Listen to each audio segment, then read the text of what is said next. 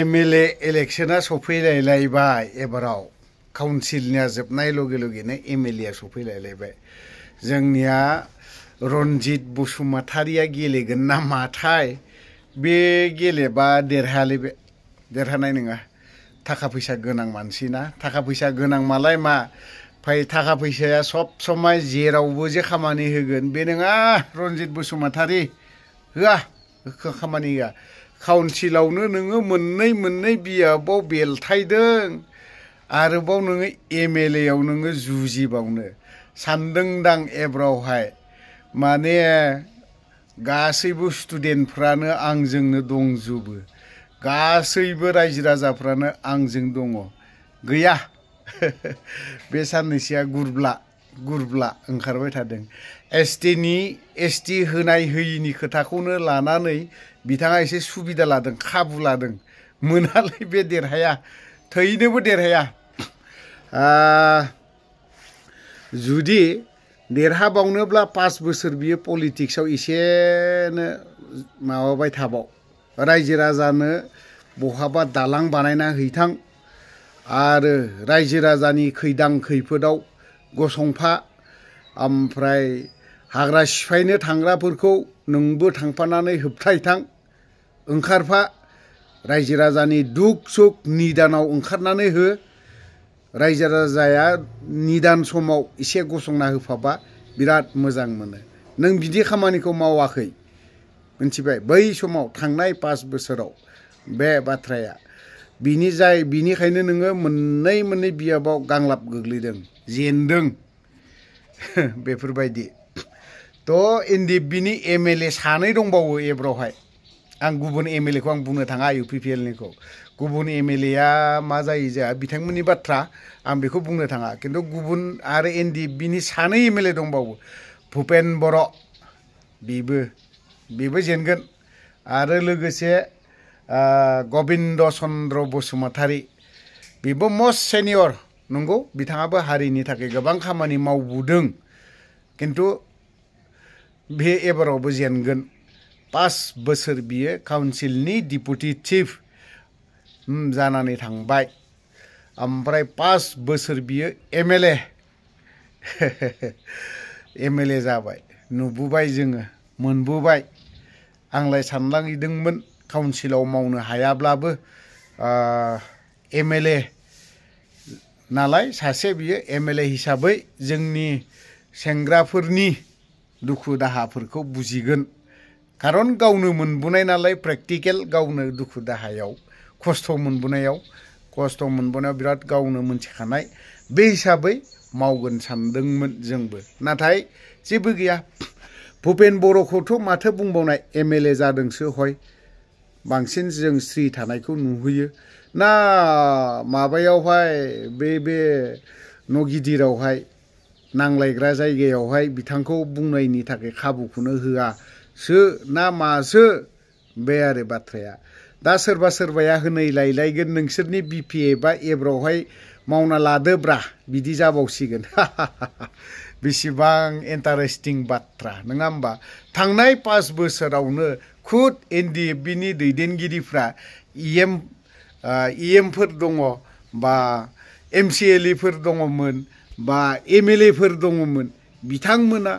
गावनि सेंग्राफोरनि दुखु दाहाफोरखौनो जेबो बुजियासै जेबो सानफेरासै जेबो सिन्था खालामासै नंगौ येस जों मानिदों नोंथांमोना नन हाइनेस केसफोरखौ इउपिपिएलनि खुंथायाव थानाय समाव 200 बेसेबांबा जन सामथिं बिथांमोननि केसखौ उइद्र खालामनानै होदों बिनि थाखाय इउपिपिएल बिथांमोनखौ थेंक इउ आरो प्रमद बर' सारखौबो थेंक इउ होयो गोजोननाय बावहरो मानो होननानै बुङोब्ला 200 बेसेबांबा नन हाइनेस केसफोरखौ फोजोबना होनायनि थाखाय हाइनेस केसफोरखौ फोजोबना होनो हायाखै मानो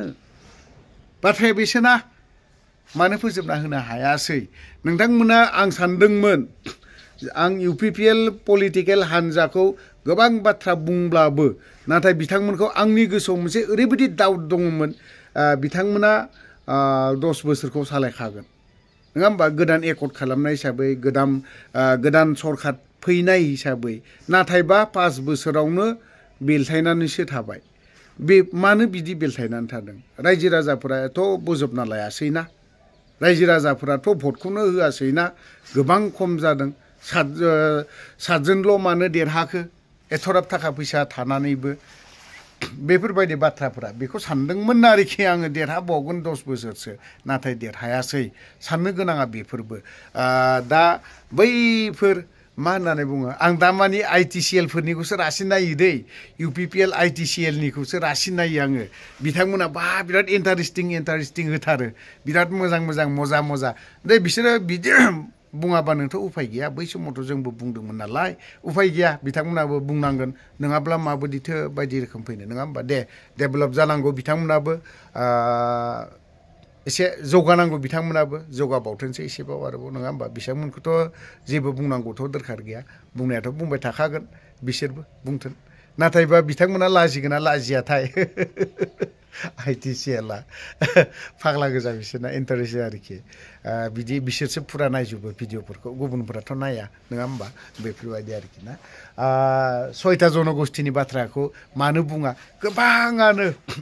सोरबा सोरबाया हगारबावदो उमुक मोना फटकफोरखौ बोरैबा खालामलायनानै होयो नाथाय नोंथांमोननिखौ जों बै चेनेलफोरखौ आं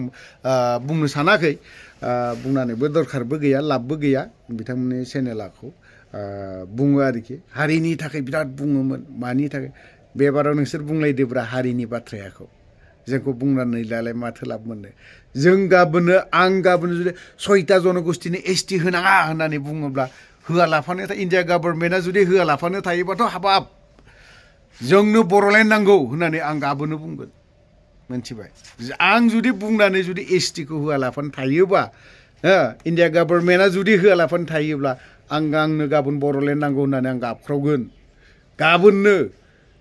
गाबख्रावगोन आं बे आरो बाथ्राया थ' नोंसोरनो गाबख्रावबाय था नोंसोरनो बुंबाय था नोंसोरनि बुंनायानोथ' जथेस्थ'ना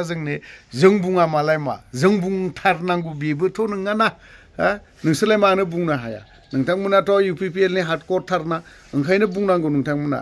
दा STनि बाथ्रा होनाय होयिनि सोरबा बुंदों होनांगौ सोरबा बुंदों होनाङा सोरबा बुंदों माबा माबि नङा होमबा बेफोरबायदि आं बेखौल' खावलायगोन नोंथांमोना जे सोरबा ट्राइबखौ बेफोरबायदिसो उमुक ट्राइबा जाय ट्राइबा दिनै इन्डियायाव वेस्ट बेंगलफोर बायदियावहाय ST बिथांमोनखौबो ST हिसाबै मर्यादा होदों दा बिथांमोनखौबो नोंथांमोना बायदि रोखोम ट्रल खालामबाथ' जानाय नङाना बे आरो बाथ्राया ओंखायनो माखासे बाथ्राफोरखौ सानै हयै बाथ्राया बुङोबा मोजां जाहाथे नोंथांमोना खैफोदाव गोग्लैया बे आरोखि बाथ्राया बिथांमोनखौ बारा बुंनांगौ दरखारबो गैया साननांगौआ नैबेसो आं सानदोंमोन मा UPPLआनो केसनि बिथिङाव जोंना 2 जानुवारि गोदान बोसोराव 2026आव कर्ट गाहैनांगौलाय जों नों गागासिनो थागोन जोंथ' आरो हाइनेस्ट केस गोनां मानसि ना बेफोरबायदि आरोखि ना UPPLजों थाफाग्रा बिराद गिदिर जोंनि NDFBनि दैदेनगिरिफ्राबो केस दङ फोजोबना लानो हायाखै दुखुनांथावसिना बिनो एकर्डनि मुङाव जोङो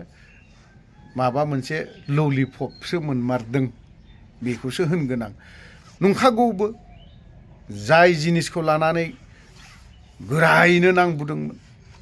बेनि अनगायैथ' जेबो गैया मोनहैदों मा फिसानो जोंनि मोननाय मोनिया आलादा बाथ्रालै रायजो राजाखौनो सुख सान्थियाव दोननो हायाखै रायजो राजानोनो जेबो होनो हायाखै गासैबो दैदेनगिरिफोरा गावबा गावनिखौल'सो